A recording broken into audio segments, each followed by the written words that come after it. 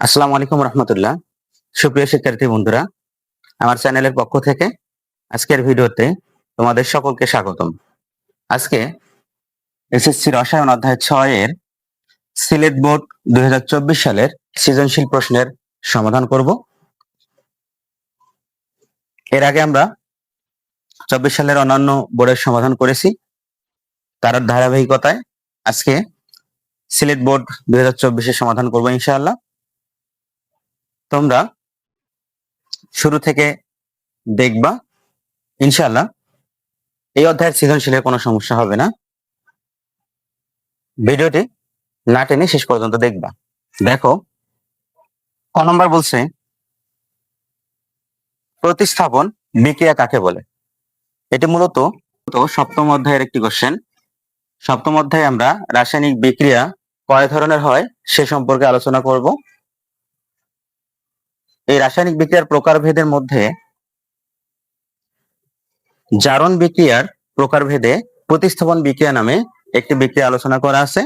তো ওখান থেকে প্রশ্নটা নিয়ে আসে। তো দেখো, আমরা যেহেতু এই অধ্যায়ে চলে আসছে, আমরা একটু আলোচনা করে যাই।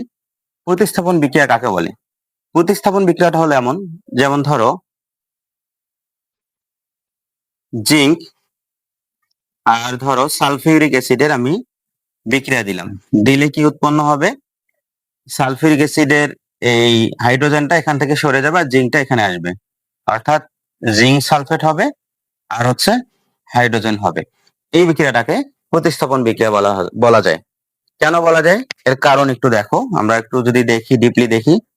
এখানে জিঙ্ক পরমাণুটা কি করলো, এইখান থেকে হাইড্রোজেন পরমাণুটাকে সরিয়ে দিল, দিয়ে নিজে গিয়ে কিন্তু তার জায়গা দখল করলো। দেখো, হাইড্রোজেন পরমাণুটাকে সরিয়ে দিছে, সালফেটের সাথে ছিল, হাইড্রোজেনকে সরিয়ে দিছে, দিয়ে জিঙ্ক গিয়ে তার জায়গা দখল করছে। যদি কখনো কোনো বিক্রিয়া এমন দেখি যে বিক্রিয়ায় কোনো পদার্থ বা কোনো মৌল যদি অন্য কোনো মৌলকে সরিয়ে নিজে গিয়ে তার জায়গা দখল করে, তাহলে সেই বিক্রিয়াকে আমরা বলবো প্রতিস্থাপন বিক্রিয়া। এখানে যেহেতু জিঙ্কটা হাইড্রোজেনকে সরিয়ে জিঙ্ক গিয়ে তার জায়গা দখল করছে, তাই এটা একটা প্রতিস্থাপন বিক্রিয়া। আমরা কিভাবে বুঝবো কোন মৌলটা কাকে সরাবে আবার কোনটা কাকে সরাবে না? এটা বোঝার জন্য আমাদের ধাতুর সক্রিয়তা সিরিজটা পড়তে হবে। ধাতুর সক্রিয়তা সিরিজের একটা ছন্দ আছে, এটা অষ্টম অধ্যায়ে ধাতুর সক্রিয়তা সিরিজ নিয়ে আলোচনা করা আছে, যেটাকে তড়িৎ রাসায়নিক সারি, তড়িৎ বিশ্লেষণের জন্য ধাতুর সক্রিয়তা, চার্জ মুক্ত হওয়ার প্রবণতা, ওখানে ধাতুর সক্রিয়তা পড়ানো হয় এবং সিরিজটা দেওয়া আছে। আমরা ওখান থেকে দেখে নিব। আমি একটু তবু বলি যে এখানে জিঙ্ক এবং হাইড্রোজেনের মধ্যে ধাতুর সক্রিয়তা সিরিজে কার অবস্থান কোথায়। তো আমরা একটা ছন্দ জানি ধাতুর সক্রিয়তা সিরিজের, কি? লিলি কেনা কে ম্যাকগাইভার এলো যেন। এই যে লিলি কেনা কে ম্যাকগাইভার এলো যেন, যেন মনে হচ্ছে জিঙ্ক, আমরা মনে রাখবো যেন ফিরে শোনা পাবে হাই, এই হাইতে হচ্ছে হাইড্রোজেন। দেখো, এই আমাদের যে সক্রিয়তা সিরিজ, আমি ওদিকে আর ওগুলো লিখলাম না।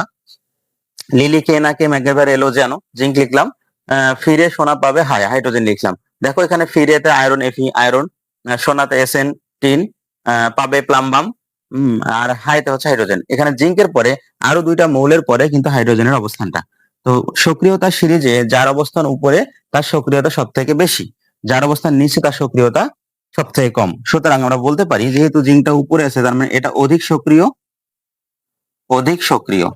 আর হাইড্রোজেনটা যেহেতু সক্রিয়তা সিরিজের নিচে অবস্থান করছে, সুতরাং এইটা জিঙ্কের তুলনায় কম সক্রিয়, জিঙ্কের তুলনায় কম সক্রিয়। তো যদি কখনো কোনো যৌগের মধ্যে দেখা যায় যে ধাতুটা বা ধাতুর মতো আচরণ করে এমন কেউ ক্যাটায়ন যদি অন্য কোনো মৌলের থেকে, অন্য কোনো মৌলের থেকে যদি সেটা কম সক্রিয় হয়, তাহলে তাদের মাঝে যদি বিক্রিয়া সংঘটিত করা হয়, তখন ওই যৌগটা কিন্তু সরে যাবে এবং এই বেশি সক্রিয় মৌলটা তাকে প্রতিস্থাপন করে দিবে। অর্থাৎ বেশি সক্রিয় মৌলটা উপস্থিত থাকার কারণে কম সক্রিয় মৌলটা যৌগ থেকে চলে যাবে এবং বেশি সক্রিয় মৌলটা গিয়ে ওই ওখানে যেখানে সে ছিল তার জায়গা দখল করবে।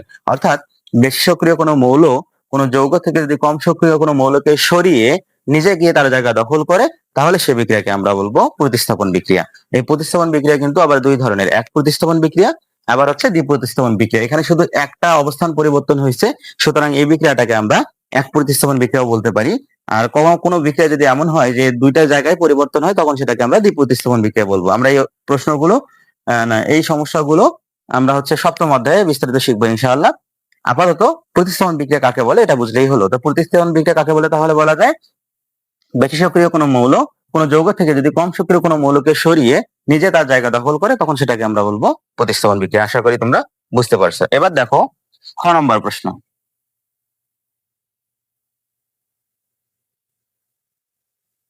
দেখো খ নম্বর প্রশ্নে কি বলছে, যৌগে ক্ষার ধাতু সমূহের জারণ মান +1 ব্যাখ্যা করো। তো এই যে ক্ষার ধাতু সমূহের জারণ মানের কথা বলছে, এখানে আমাদের দুইটা জিনিস জানতে হবে। সেটা কি, ক্ষার ধাতু কাকে বলে এক, দ্বিতীয়ত জারণ মানটাই বাকি। এই দুটো যদি জানি তাহলে ক্ষার ধাতুর সমূহের জারণ মান যে +1 বা কি আছে ওটা আমরা ব্যাখ্যা করতে পারবো। তো প্রথমত আমরা ক্ষার ধাতু নিয়ে কথা বলি। ক্ষার ধাতু হচ্ছে, আমরা জানি চতুর্থ অধ্যায়ে পড়ে আসছি, এই অধ্যায়ের রসায়নের আমরা চতুর্থ অধ্যায়ে পড়ে আসছি যে 1 নম্বর গ্রুপের মৌলগুলোকে ক্ষার ধাতু বলা হয়। এর ব্যাখ্যাও ছিল কেন ক্ষার ধাতু বলা হয়, কারণ এগুলো পানির সাথে বিক্রিয়ায় ক্ষার তৈরি করে। এজন্য এই 1 নম্বর গ্রুপের মৌলগুলোকে ক্ষার ধাতু বলা হয়। যেমন 1 নম্বর গ্রুপের মৌল কে কে আছে, লিথিয়াম আছে, তারপরে সোডিয়াম আছে, পটাশিয়াম আছে, রুবিডিয়াম আছে, সিজিয়াম আছে, ফ্রান্সিয়াম আছে। এদেরকে যদি পানির সাথে বিক্রিয়া দেওয়া হয় তাহলে এরা প্রত্যেকেই পানির সাথে বিক্রিয়া করে ক্ষার তৈরি করে। কিভাবে দেখো, যেমন এটার সাথে যদি পানিকে লিথিয়ামের সাথে বিক্রিয়া দেওয়া হয় তাহলে লিথিয়াম হাইড্রোক্সাইড, আমরা জানি হাইড্রোক্সিল মূলক থাকলে সেটা ক্ষার হয়, তাহলে ক্ষার তৈরি করলো। সেম ভাবে সোডিয়ামও তার হাইড্রোক্সিল আয়ন উৎপন্ন করে, ক্ষার উৎপন্ন করে। পটাশিয়ামও সেম ভাবে পটাশিয়াম হাইড্রোক্সাইড অর্থাৎ ক্ষার তৈরি করে। আর এর পাশাপাশি এগুলো হাইড্রোজেন গ্যাস উৎপন্ন হয়, প্রত্যেকটার সাথে হাইড্রোজেন গ্যাস উৎপন্ন হবে। তো মূল আমাদের প্রয়োজন হচ্ছে এখানে কি তৈরি করতেছে, ক্ষার তৈরি করতেছে। দেখো তো, লিথিয়ামটা পানির সাথে বিক্রিয়া করে ক্ষার তৈরি করলো, সোডিয়ামটাও পানির সাথে বিক্রিয়া করে ক্ষার তৈরি করলো, পটাশিয়ামটাও পানির সাথে বিক্রিয়া করে ক্ষার তৈরি করলো। এভাবে এই গ্রুপে যত মৌল আছে সবাই পানির সাথে বিক্রিয়া করে ক্ষার তৈরি করে। কাজেই এই গ্রুপের মৌলগুলোকে ক্ষার ধাতু বলা হয়। এখন কিভাবে এটা বিক্রিয়া ঘটলো সেটা যদি বুঝতে চাও তাহলে পানিটাকে ভেঙে দাও। পানিকে ভাঙলে আমরা জানি H+ আর হচ্ছে OH- উৎপন্ন হয়। আর আমরা জানি লিথিয়াম, সোডিয়াম, পটাশিয়াম সাধারণত এরা হচ্ছে ধাতু।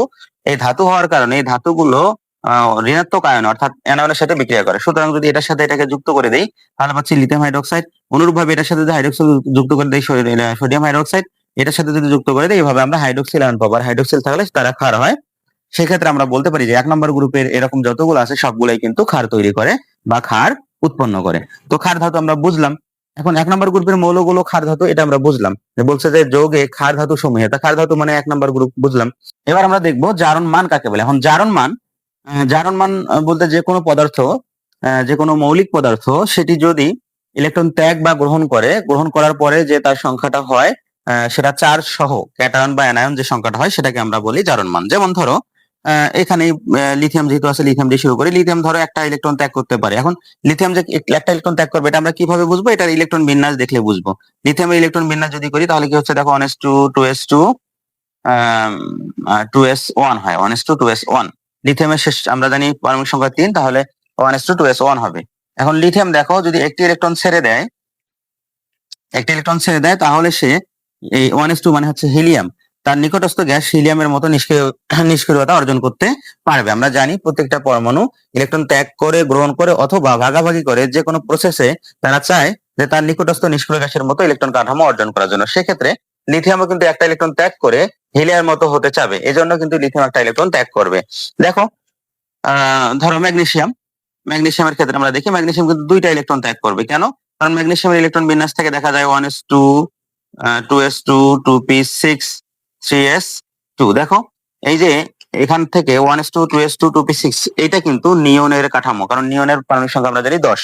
তো হিলিয়ামে ম্যাগনেসিয়ামের ক্ষেত্রে 2টা ইলেকট্রন বেশি আছে, কাজেই এই 2টা ইলেকট্রন যদি সে ছেড়ে দেয় তাহলে কিন্তু সে নিয়নের কাঠামো অর্জন করতে পারবে। এজন্য ম্যাগনেসিয়াম 2টা ছাড়ে। তো আমরা বুঝলাম যে নিষ্ক্রিয় গ্যাসের কাঠামো অর্জনের পর যার যতটা বেশি থাকে অথবা যার যতটা কম থাকে, অধাতুর ক্ষেত্রে কম থাকে, তারা কিন্তু ততটা ইলেকট্রন ত্যাগ বা গ্রহণ করতে চায়। তো এখানে লিথিয়াম হোক, যেহেতু আমার 1 নম্বর গ্রুপ নিয়ে কথা হচ্ছে, যে আমি আর বাকিগুলো বললাম না, তো এখানে লিথিয়াম হোক, সোডিয়াম হোক, পটাশিয়াম হোক বা এই গ্রুপের যে কেউ হোক, প্রত্যেকের ইলেকট্রন বিন্যাস আমরা দেখবো সবার শেষে একটা করে থাকবে, একটা করে।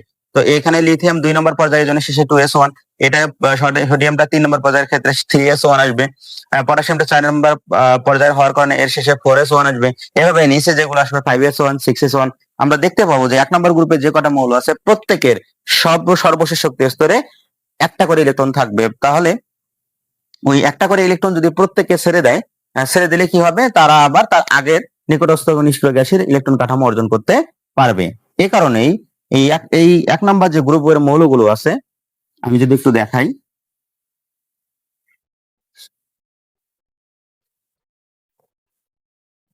Lithium, sodium, potassium, rubidium, caesium, francium, এই প্রত্যেক যে মৌল আছে এটা দ্বিতীয় পর্যায়ের হওয়ার কারণে শেষটা আমি শুধু লিখতেছি, শেষটা হচ্ছে 2s1, এটা তৃতীয় পর্যায়ের হওয়ার কারণে 3s1, এটা চতুর্থ পর্যায়ে হওয়ার কারণে 4s1, এটি পঞ্চম পর্যায়ে হওয়ার কারণে 5s1, এটি ষষ্ঠ পর্যায়ে হওয়ার কারণে 6s1, এটি সপ্তম পর্যায়ে হওয়ার কারণে 7s1। প্রত্যেকের শেষ শক্তি স্তরে ইলেকট্রন বিন্যাস করলে দেখতে পাবা যে এমন 1 1 1 1 আছে। এখন আরেকটা বিষয় আছে এখানে, একটু খেয়াল করে দেখো, আমরা এই প্রথমে ছিল হাইড্রোজেন, এই গ্রুপে যদি দেখি একদম শেষে কিন্তু হিলিয়াম আছে, এটা কিন্তু শুরু 1 নম্বর গ্রুপ, আর এই শেষে আছে 18 নম্বর গ্রুপ, 18 পরে আবার কিন্তু 1 শুরু, হিলিয়ামের পরে লিথিয়াম শুরু, এরপরে যদি দেখো তাহলে এখানে কিন্তু লিথিয়াম থেকে একদম নিয়নে গিয়ে শেষ, নিয়নের পরে সোডিয়াম শুরু, তারপরে গিয়ে দেখবা আর্গনের শেষ, আর্গনের পরে পটাশিয়াম শুরু, তারপর হচ্ছে ক্রিপ্টন, ক্রিপ্টনের শেষ, তারপরে দেখবা রুবিডিয়াম শুরু, এভাবে হিলিয়াম, নিয়ম, আর্গন, ক্রিপ্টন, তারপরে জেনন, তারপর হচ্ছে রেডন, আর হলো ওগানেসন, দেখবা যে এই নিষ্ক্রিয় গ্যাসগুলো 18 নম্বর গ্রুপে আছে এভাবে, আর 1 নম্বর গ্রুপের মৌলগুলো তাদের পরে পরেই আছে। তো এখন দেখো এই হিলিয়ামের থেকে লিথিয়ামে তুমি যদি পারমাণবিক সংখ্যা এখানে একটু হিসাব করে দেখো, তাহলে দেখবা যে এখানে হিলিয়ামের ইলেকট্রন আছে পারমাণবিক সংখ্যা হচ্ছে 2টি, এটা হচ্ছে 10টি, এটা হচ্ছে 18টি, এটা হলো 36টি, এটা হচ্ছে 54টি, 36, আর এখানে হচ্ছে 8 10, 10 আর 8 10 18, 18 18 36, 36 আর 18, 8 6 14 54, 54 আর 32, তাহলে 4 দিয়ে 6, আর হচ্ছে 3 8 86, আর এখানে হচ্ছে 118। এরপরে দেখবা যে এই 2 এর পরে এখানে 3, এই 10 এর পরে পরেরটা হচ্ছে 11, 18 এর পরেরটা হচ্ছে 19, 36 এর পরে এটা হচ্ছে 37, 54 এর পরে এটা হচ্ছে 55, 86 এর পরে এটা হচ্ছে 87। প্রত্যেকটার ক্ষেত্রে দেখো তো নিষ্ক্রিয় গ্যাস থেকে শুধুমাত্র একটা ইলেকট্রন বেশি, এখানে এখানে যে প্রত্যেকটা যেহেতু মৌলিক পদার্থ যতটা প্রোটন ততটা ইলেকট্রন, সুতরাং এই প্রোটন সংখ্যাগুলোকে আমরা ইলেকট্রন সংখ্যা ধরতে পারি। ইলেকট্রন সংখ্যা যদি ধরি তাহলে দেখো এখানে 2টা ইলেকট্রন আছে, এখানে আছে 3টা, তাহলে হিলিয়ামের থেকে লিথিয়ামে একটা ইলেকট্রন বেশি আছে। অনুরূপ ভাবে নিয়নের থেকে সোডিয়ামে একটা ইলেকট্রন বেশি আছে, আর্গনের থেকে পটাশিয়ামে একটা ইলেকট্রন বেশি আছে, ক্রিপ্টনের থেকে রুবিডিয়ামে একটা ইলেকট্রন বেশি আছে, জেননের থেকে সিজিয়ামে একটা ইলেকট্রন বেশি আছে, রেডনের থেকে আবার ফ্রান্সিয়ামে একটা করে ইলেকট্রন বেশি আছে। প্রত্যেকটা মৌলের এখানে একটা করে ইলেকট্রন বেশি আছে 1 নম্বর গ্রুপের ক্ষেত্রে। কাজেই এদের এই একটা করে ইলেকট্রন যদি এরা ছেড়ে দেয় তাহলে কিন্তু তারা সহজেই তার নিকটস্থ নিষ্ক্রিয় গ্যাস, যেমন এ যদি একটা ইলেকট্রন ছেড়ে দেয় তাহলে রেডনের কাঠামো অর্জন করতে পারবে, এ যদি একটা ইলেকট্রন ছেড়ে দেয় তাহলে জেননের কাঠামো অর্জন করতে পারবে, এ যদি একটা ইলেকট্রন ছেড়ে দেয় তাহলে ক্রিপ্টনের কাঠামো অর্জন করতে পারবে, এ যদি একটা ইলেকট্রন ছেড়ে দেয় তাহলে আর্গনের কাঠামো অর্জন করতে পারবে, এ যদি একটা ইলেকট্রন ছেড়ে দেয় তাহলে নিয়নের কাঠামো অর্জন করতে পারবে। এভাবে প্রত্যেকটাই যদি একটা করে ইলেকট্রন ছেড়ে দেয় তাহলে কিন্তু প্রত্যেকটাই তাদের নিষ্ক্রিয় গ্যাস, নিকটস্থ নিষ্ক্রিয় গ্যাসে কাঠামো অর্জন করতে পারবে। আর প্রত্যেক মৌলের এটাই চেষ্টা যে তারা ইলেকট্রন ত্যাগ করে হোক, গ্রহণ করে হোক, বা ভাগাভাগি করে হোক, যে প্রসেসই হোক, তারা তাদের নিকটস্থ নিষ্ক্রিয় গ্যাসের কাঠামো অর্জন করতে চাইবে। তো সুতরাং এরাও কিন্তু প্রত্যেকটাই দেখো একটা করে ইলেকট্রন ত্যাগ করে তাদের নিকটস্থ গ্যাসের নিষ্ক্রিয় কাঠামো অর্জন করতে চাবে। তো এখানে যেহেতু প্রত্যেকটা 1 নম্বর গ্রুপের মৌলেরই তাদের নিষ্ক্রিয় গ্যাস থেকে একটি করে ইলেকট্রন বেশি আছে, কাজেই এরা সর্বশক্তি স্তরে একটি করে ইলেকট্রন থাকার কারণে এটা যেহেতু ছেড়ে দিলেই নিষ্ক্রিয় গ্যাস হওয়া যাচ্ছে, এরা এজন্য সবাই একটা করে ইলেকট্রন ত্যাগ করবে। আর যেহেতু সবাই একটা ইলেকট্রন ত্যাগ করে তাই তাদের দেখো জারণ মানটা +1 হবে, কারণ আমরা বলছি কারণ কোন মৌল যতটি ইলেকট্রন সে ত্যাগ করে, মৌলিক পদার্থগুলো যতটি ইলেকট্রন ত্যাগ করে সেই সংখ্যাটা ক্যাটায়ন যদি হয় ত্যাগ করলে হবে ক্যাটায়ন, তাহলে সেই প্লাস সহ সংখ্যাটা, আর যদি গ্রহণ করে তাহলে মাইনাস সহ সংখ্যাটা হচ্ছে জারণ মান। তো এখানে যেহেতু এরা প্রত্যেকেই একটা করে, আমরা দেখতেছি একটা করে ইলেকট্রন ত্যাগ করতে পারবে এবং একটা করে ইলেকট্রন ত্যাগ করবে প্রয়োজন অনুসারে, কাজেই প্রত্যেকের আমরা জারণ মান এখন বলতে পারি +1। আশা করি তোমরা বুঝতে পারছো। এবার দেখো আমরা গ নম্বর প্রশ্নের সমাধান করব।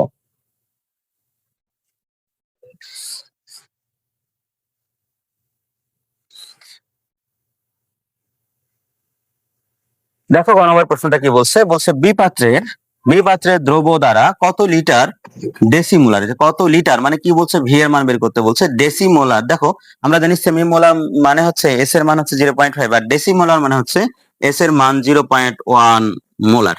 আচ্ছা, দ্রবণ প্রস্তুত করা যাবে। এখন আমাদের দ্রবণ প্রস্তুত করার জন্য আর কি কিসের প্রয়োজন সেটা বলছে। আর একটা বলছে বি পাত্রের কথা, দেখো এই পাত্রের কথা বলছি। এবার একটু খেয়াল করে আমরা দেখি বি পাত্রে কি কি তথ্য দেয়া আছে। বি পাত্রে আমাদের তথ্য দেয়া আছে, গ নম্বর বি পাত্রে আমাদের তথ্য দেওয়া আছে 6 গ্রাম। আমরা জানি প্রশ্নে প্রদর্শিত যে গ্রাম এটা হচ্ছে ডাব্লুর মান, তাহলে ডাব্লুর মান হচ্ছে এখানে 6 গ্রাম। সোডিয়াম হাইড্রোক্সাইড যে যৌগটা থাকবে তার আণবিক ভর হচ্ছে এম, তাহলে এটা যদি আমরা আণবিক ভর হিসাব করি সোডিয়াম হচ্ছে 23, এই যে 23 লিখলাম, প্লাস অক্সিজেন কত, অক্সিজেন 16 যোগ হাইড্রোজেন হচ্ছে 1, তাহলে 17 আর 23 যোগ করলে হচ্ছে 40, আমরা পাইলাম এটা আণবিক ভর। এবার এখানে প্রশ্নে কিন্তু দুইটা জিনিস দেওয়া আছে, দেখো এখানে দেওয়া আছে ভি এর মান কত লিটার প্রশ্ন করছে, অর্থাৎ কত লিটার এর পরিমাণটা বের করতে বলছে, তার মানে ভি ইকুয়াল হোয়াট। তারপর হচ্ছে ডেসিমোলার কথা বলছে, ডেসিমোলার মানে হচ্ছে এস ইকুয়াল 0.1 এম। এই তথ্য এখানে আমাদের দেয়া আছে। তাহলে দেখো তো এখানে কি নাই, ভি নাই, ভি এর মান বের করতে হবে, এবং যেহেতু এস আছে তার মানে আমাদের এখানে মোলারিটির সূত্রটা পড়বে। তাহলে আমরা লিখতে পারি, দেখো এস ইকুয়াল, যেহেতু এস এর মান বের করতে বলছে, এস ইকুয়াল ডাব্লিউ গুণন 1000 ডিভাইডেড এম ভি। দেখো আমাদের সব মানগুলো দেওয়া আছে, শুধু ভি এর মানটা এখান থেকে বের করে নিতে হবে। আমরা জানি যদি সমাধানের উভয় পাশে ভগ্নাংশ থাকে, দেখো এখানে এর নিচে কিছু নেই, মানে মানে 1 আছে, আর এখানে তো ভগ্নাংশ আছে, তো তাহলে আমরা কি করি, কোনাকুনি অর্থাৎ আড়াআড়ি ভাবে আমরা গুণ করে নিতে পারি। অনুরূপভাবে আমরা এখানে কিন্তু একান্তরও করতে পারি। কিরকম, এখান থেকে এটাকে এপাশে নিয়ে যেতে পারি, আবার এটাকে এখানে নিয়ে আসতে পারি, তাতে কোনো সমস্যা হবে না। কেন, কারণ যেহেতু এখানে গুণ আছে, গুণেরটা যে কোনো একটা আগে বা যে কোনোটা পরে রাখলে কোনো অসুবিধা নেই। যদি আমরা এটার সাথে এটা গুণ করি, দেখো তখন আমাদের গুণফল আসবে এস এম ভি, আবার এসটাকে যদি এখানে দেই, এম ভিটাকে যদি এখানে নেই গুণ করি, তবুও কিন্তু আমাদের আসবে এস এম ভি। সুতরাং যেমন ধরো 2 গুণন 3 ইকুয়াল 6 হয়, অনুরূপ ভাবে 3 গুণন 2 ইকুয়াল হচ্ছে 6 হয়। তো এখন কোনটা আগে থাকলো বা কোনটা পরে থাকলো সেটা কিন্তু সমস্যা নেই।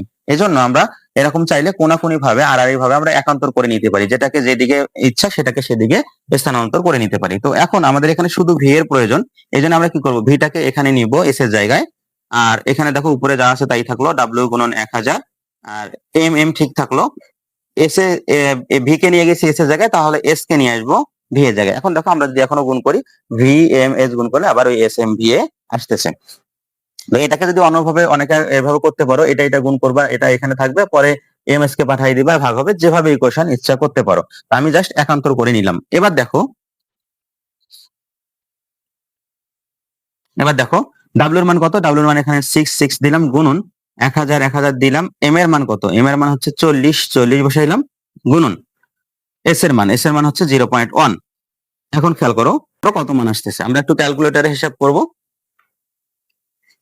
দেখো উপরে হচ্ছে 6 গুণন 1000 অর্থাৎ 6000, 1 2 3 6000 ভাগ, নিচে হচ্ছে ব্র্যাকেট দিতে হবে, ব্র্যাকেট 40 গুণন 0.1 ব্র্যাকেট ক্লোজ ইকুয়াল, দেখো 1500 আসতেছে। তাহলে এখানে আমরা পাচ্ছি আয়তন 1500 মিলিলিটার। কেন, কারণ আমরা জানি যে মোলারিটি সূত্রে ভি এর মানটা কিন্তু মিলিলিটার এককে নিতে হয়, আমি এর আগেও বলছিলাম। তো এখানে আমাদের কিন্তু প্রশ্ন বলছে কত লিটার, অর্থাৎ মিলিলিটার রাখলে হবে না, আমাদের প্রশ্নে বলছে কত লিটার, লিটার বের করতে হবে। তো আমরা এটা জানি যে 1000 মিলিলিটারে হয় 1 লিটার। তো এখানে 1500 মিলিলিটার ন্যাচারালি আমরা হিসাব করলে পাচ্ছি 1.5 অর্থাৎ 1.5 লিটার। তো এটাকে আমরা কি করব, 1000 দ্বারা ভাগ দিয়ে দিব, 1500 কে ভাগ দিব হচ্ছে 1000 দ্বারা, তখন মিলিলিটারটা আমাদের লিটার হয়ে যাবে। যদি ভাগ করি তাহলে আমরা পাচ্ছি 1.5 লিটার। দেখো আমাদের গ নম্বর প্রশ্নের কিন্তু মানটা চলে আসলো। এখানে এই বি পাত্রের দ্রব্য দ্বারা আমরা 1.5 লিটার ওখান থেকে ডেসিমোলার দ্রবণ প্রস্তুত করতে পারবো। এবার আমরা ঘ নম্বর অঙ্কের সমাধান করব।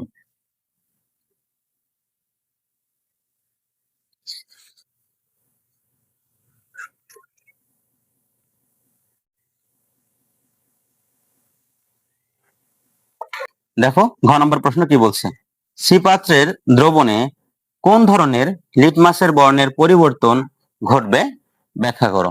আমি এর আগেও বলছিলাম যে কোনটি কতটুকু অবশিষ্ট থাকবে, কোনটি লিমিটিং বিক্রিয়ক হবে, কোন ধরনের লিটমাসের পরিবর্তন ঘটবে, বিক্রিয়া প্রশমিত হবে কিনা, প্রত্যাশিত উৎপাদ পাওয়া যাবে কিনা, এমন অনেক ধরনের, বিক্রিয়ার প্রকৃতি কেমন হবে, এমন অনেক ধরনের প্রশ্ন যদি করে, তাহলে সেক্ষেত্রে আমরা লিমিটিং বিক্রিয়ক দিয়েই সমাধান করব। তো এখানেও কিন্তু একই কথা বলছে, লিটমাসের বর্ণের পরিবর্তন হবে কিনা, অর্থাৎ আমাদের দেখতে হবে এখানে লিমিটিং বিক্রিয়ক বের করে বের করার পরে দেখতে হবে, যেহেতু বর্ণের পরিবর্তনের কথা বলছে, লিমিটিং বিক্রিয়ক মানে কে শেষ হয়ে যাবে আর কে অবশিষ্ট থাকবে, এটা আমাদের দেখতে হবে। আর এটা দেখতে গেলে অবশ্যই আমাদের লিমিটিং বিক্রিয়ক করতে হবে। তো এখানে সি পাত্রের দ্রবণে কোন ধরনের লিটমাসের পরিবর্তন হবে সেটা আমরা তখনই বলতে পারবো যখন আমরা বিক্রিয়া থেকে বুঝতে পারবো যে কোনটি লিমিটিং বিক্রিয়ক, অর্থাৎ কোনটি শেষ হয়ে গেছে আর কোনটি শেষ হয় নাই, অবশিষ্ট আছে।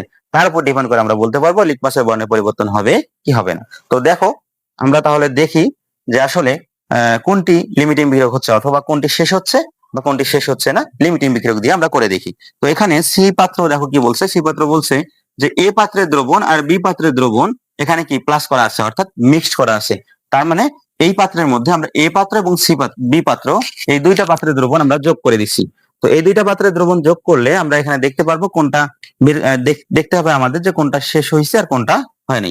সেক্ষেত্রে আমাদের প্রথম কাজ হয়েছে, আমি বলছি যে লিমিটিং বিক্রিয়ক করার আগে তোমরা আগে দেখে নিবা যে দুইটা বিক্রিয়ক দিয়ে লিমিটিং বিক্রিয়ক বের করবা তাদের আগে গ্রাম এককের পরিমাণ আছে কিনা। দেখো পাত্র এ তে এখানে কিন্তু আমাদের গ্রাম এককের পরিমাণটা নাই। হ্যাঁ, আরো একটা কথা বলে নেই যে গ্রাম একক ছাড়াও কিন্তু লিমিটিং বিক্রিয়কের হিসাব করা যায়, তবে গ্রাম একক হিসাব করলে আমাদের বুঝতে এবং অঙ্কটা করতে সহজ হয়, এজন্য আমরা সবসময় গ্রাম এককেই করব। তো এখানে দেখো এটার গ্রাম এককের পরিমাণ নাই, এটার গ্রাম একক বি পাত্রের গ্রাম এককের পরিমাণ আছে। তো আমাদের প্রথম কাজ হলো আমরা এ পাত্রের ক্ষেত্রে যেহেতু গ্রাম এককের পরিমাণ দেয়া নাই, আমরা আমরা এই পাত্রের ক্ষেত্রে তার পরিমাণটা বের করে নিব। তো আমরা জানি যে কোন পদার্থের কতটুকু আছে এই পরিমাণটা বের করার সূত্র যদি মোলারিটি থাকে তাহলে ডাব্লিউ ইকুয়াল একদম সহজ সূত্র এস এম ভি ডিভাইডেড 1000, ওই যেটা আমাদের S equal W 1000 divided M V ছিল, ওটাকে ইকুয়েশন করলে আমরা এটা পাচ্ছি। এবার দেখো এই পাত্রের সেমি মোলারের কথা বলছে, আমি একটু আগেই বললাম যে এখানে ডেসিমোলার হলে 0.1 হয় আর সেমি মোলার হলে মোলারিটি 0.5 হয়, তাহলে এস এর মান হবে 0.5, যেহেতু বলছে এখানে যে কি সেমিমোলার। এবার সালফিউরিক অ্যাসিড এর আণবিক ভর আমরা হিসাব করলে পাবো হচ্ছে 98, আমি আর হিসাব করে দেখাচ্ছি না, গুণন ভি এর মান, এখানে কত 200 মিলিলিটার দেওয়া আছে, এই যে 200,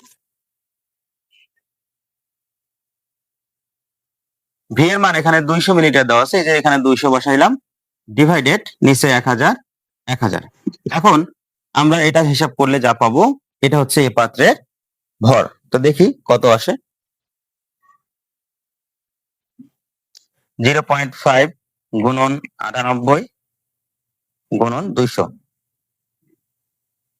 ডিভাইডেড 1000, আর পাচ্ছি 9.8 গ্রাম। এই পাত্রের পরিমাণ আমরা পেয়ে গেলাম, আর বি পাত্রের পরিমাণটাও দেওয়া হয়েছে, আমি একটু সুবিধার জন্য এখানে লিখে রাখতেছি। এই পাত্রের পরিমাণ হচ্ছে 9.8 গ্রাম। এখন আমরা লিমিটিং বিক্রিয়কের হিসাবটা করে ফেলবো।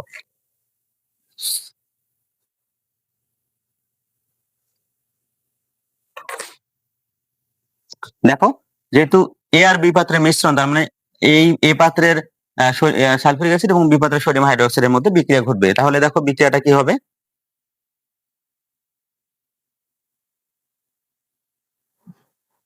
Plus sodium hydroxide. এখন দেখো আমরা বিক্রিয়া জানি যদি যৌগ হয় এরকম করে আমরা প্লাস মাইনাস করে বিক্রিয়াটা সহজে করতে পারি। এর প্লাস অংশ ওর মাইনাসের সাথে বিক্রিয়া করবে, ওর প্লাস অংশ এর মাইনাসের সাথে বিক্রিয়া করবে, সেক্ষেত্রে আমরা পাচ্ছি সোডিয়ামের সাথে সালফেট। তাহলে দেখো সোডিয়াম লিখলাম আর সালফেট লিখলাম। এখন যোজনী বসাইতে হবে, আমরা জানি সোডিয়ামের যোজনী 1, সালফেটের 2, এর যোজনী ওকে দিতে হয়, অর্থাৎ একজনের যোজনী আরেকজনকে দিতে হয় আর অন্য জনের যোজনী আরেকজনকে দিতে হয়। তাহলে সোডিয়ামের যোজনী 1 দেওয়ার কোনো প্রয়োজন নেই, 1 হলে দেয়া লাগে না, দিলাম না, কিন্তু সালফেটের 2 এখানে দিতে হবে, দিলাম। আর এখানে হাইড্রোজেন আর হাইড্রোক্সিল মিলে পানি উৎপন্ন হবে, যে পানি উৎপন্ন করলাম, দেখো বিক্রিয়াটা হলো। এখন এখন দেখতে হবে যে উভয় দিকে পরমাণুর সংখ্যা সমান আছে কিনা, যদি সমান থাকে তাহলে সমতাকরণের প্রয়োজন নেই, না তাহলে সমতাকরণ করে নিতে হবে। তো এখন আমরা দেখি যে উভয় দিকে পরমাণুর সংখ্যা সমান আছে কিনা।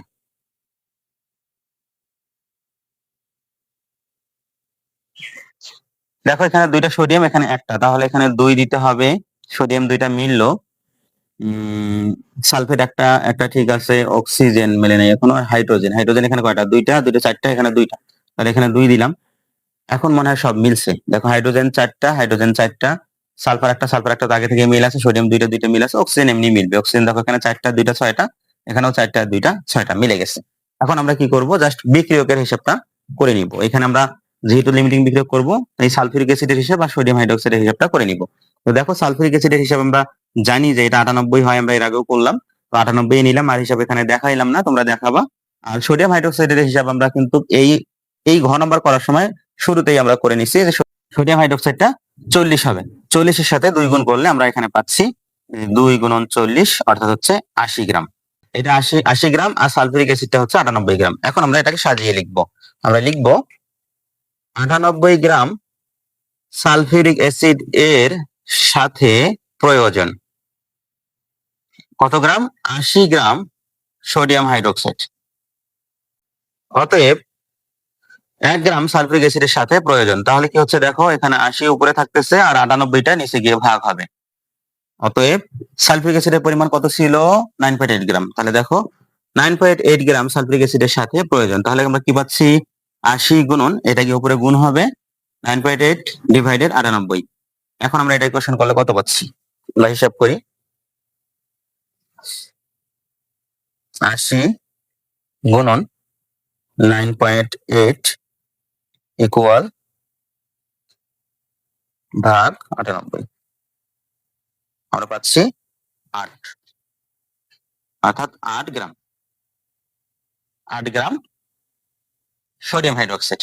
দেখো 9.8 গ্রামের সাথে প্রয়োজন হচ্ছে 8 গ্রাম, কিন্তু আছে কয় গ্রাম সোডিয়াম হাইড্রোক্সাইড? 6 গ্রাম। তার মানে সোডিয়াম হাইড্রোক্সাইড কি কম আছে না? সোডিয়াম হাইড্রোক্সাইড আরো প্রয়োজন। তাহলে আমরা লিখবো আরো প্রয়োজন 8 গ্রাম থেকে 6 গ্রাম বাদ দিলে অর্থাৎ 2 গ্রাম। আরো 2 গ্রাম সোডিয়াম হাইড্রোক্সাইডের এই বিক্রিয়া করার জন্য প্রয়োজন। 9.8 এর সাথে প্রয়োজন 8 গ্রাম, কিন্তু আছে আমাদের বিক্রিয়া 6 গ্রাম। আরো 2 গ্রামের প্রয়োজন, অর্থাৎ 2 গ্রাম সোডিয়াম হাইড্রোক্সাইড এই বিক্রিয়ার ক্ষেত্রে শর্ট আছে। যেহেতু এখানে 2 গ্রাম শর্ট আছে বা কমতি আছে, কাজেই সোডিয়াম হাইড্রোক্সাইডটা আগে শেষ হবে। আর আমাদের যেটা আগে শেষ হয় সেটাকে আমরা বলি লিমিটিং বিক্রিয়ক। সুতরাং আমরা বলতে পারি যে এই বিক্রিয়ায় লিমিটিং বিক্রিয়ক হলো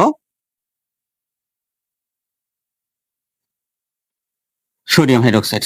আমাদের এই বিক্রিয়ায় লিমিটিং বিক্রিয়ক হলো সোডিয়াম হাইড্রোক্সাইড। অর্থাৎ এই বিক্রিয়া থেকে বিক্রিয়া সম্পূর্ণরূপে শেষ হওয়ার আগেই সোডিয়াম হাইড্রোক্সাইড শেষ হয়ে যাবে।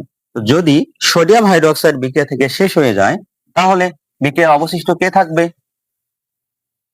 এখানে ছিল সোডিয়াম হাইড্রোক্সাইড আর সালফিউরিক অ্যাসিড। যেহেতু সোডিয়াম হাইড্রোক্সাইড শেষ হয়ে গেছে, অর্থাৎ সোডিয়াম হাইড্রোক্সাইডটা লিমিটিং বিক্রিয়ক, অতএব বিক্রিয়ায় অবশিষ্ট থাকবে সালফিউরিক অ্যাসিড। এখন কতটুকু পরিমাণ থাকে সেই পরিমাণটা আমার কাছে চাইনি, কি অবশিষ্ট থাকবে এটা আমাকে বের করতে হবে। তো এখানে অবশিষ্ট থাকবে সালফিউরিক অ্যাসিড। আর লিটমাসের পরিবর্তন কার উপর নির্ভর করবে? আমরা পড়ছিলাম যে বিক্রিয়ার প্রকৃতি নির্ভর করে কে যে অবশিষ্ট থাকে তার উপর। যেহেতু এখানে অবশিষ্ট থাকবে সালফিউরিক অ্যাসিড, তো বিক্রিয়ার প্রকৃতিটা কি হবে? দেখো বিক্রিয়ার প্রকৃতিটা হবে, সালফিউরিক অ্যাসিডের ধর্ম কি? অম্লীয় বা অম্লধর্মী। যেহেতু অম্লধর্মী, সুতরাং বিক্রিয়ার প্রকৃতিটা হবে হচ্ছে অম্লীয়। আর এই অম্লীয় দ্রবণে লিটমাস পেপারের কথা বলছে, লিটমাসের পরিবর্তন। অম্লীয় দ্রবণে কোন লিটমাসের পরিবর্তন ঘটে? অম্লীয় দ্রবণটা আমরা জানি নীল লিটমাস পেপারকে লাল করে। সুতরাং এই দ্রবণে আমাদের নীল লিটমাসের বর্ণের পরিবর্তন লাল হবে। তো আমরা যদি বিক্রিয়ার প্রকৃতিটা বের করতে পারি, কি অবশিষ্ট আছে তার ধর্ম দেখে বিক্রিয়ার প্রকৃতি নির্ণয় করতে পারি, তাহলে আমরা বলতে পারবো যদি সেটা অম্ল হয় তাহলে বলবো নীল লিটমাসকে লাল করবে, আর যদি এটা অম্ল না হয় ক্ষার হয় তাহলে আমরা বলবো লাল লিটমাসকে নীল করবে। এখানে আবার অনেকের একটু সমস্যা হয় মনে রাখতে, যে কোনটা লালকে নীল করবে না কোনটা নীলকে লাল করবে, একটু সমস্যা। সেই জন্য তোমরা এই ছন্দটা মনে রাখবা, অনীলা। অর্থাৎ অতে হচ্ছে অম্ল, আর নীতে হচ্ছে নীল, আর লাতে হচ্ছে লাল। অর্থাৎ অম্ল নীলকে লাল করে, আর ক্ষার হবে এর উল্টাটা, লালকে নীল করবে। দেখো আমরা কিন্তু কোন ধরনের লিটমাসের পরিবর্তন হচ্ছে লিমিটিং বিক্রিয়ক বের করার পর কোনটা অবশিষ্ট থাকতেছে তার ধর্মের উপর ভিত্তি করে আমরা কিন্তু বের করে ফেললাম। তো এইভাবে যদি কোনো প্রশ্ন বলে লিটমাসের বর্ণের পরিবর্তন, তখন তোমরা যেটা করবা, লিমিটিং বিক্রিয়ক বের করার পরে বলবো এই তো শেষ। তাহলে যে আছে তার ধর্ম দেখবা, তার ধর্ম যেটা হবে ওই ধর্মের ভিত্তিতে কোন পেপারের পরিবর্তন হচ্ছে। যদি অম্ল হয় তাহলে নীলকে লাল করবে, আর যদি ক্ষার হয় তাহলে লালকে নীল করবে। আশা করি তোমরা বুঝতে পারছো। তো আশা করি এরকম প্রশ্নের আর কোনো সমস্যা হবে না, সমাধান নিয়ে তোমরা সমাধান করতে পারবে ইনশাআল্লাহ। আর যদি কোনো সমস্যা তবুও থেকে থাকে তোমরা কমেন্ট করবে, ইনশাআল্লাহ আমি জানানোর চেষ্টা করব। তো আজকে সিলেট বোর্ডের সমাধান শেষ হলো। তো আগামী দিন পর্যন্ত সবাই ভালো থাকো, সুস্থ থাকো। আগামী কোনো ভিডিও না আসা পর্যন্ত আমি আজকে এখানে বিদায় নিচ্ছি। সকলের সুস্বাস্থ্য ও দীর্ঘায়ু কামনা করি। আজকে এখানে শেষ করছি। আল্লাহ হাফেজ।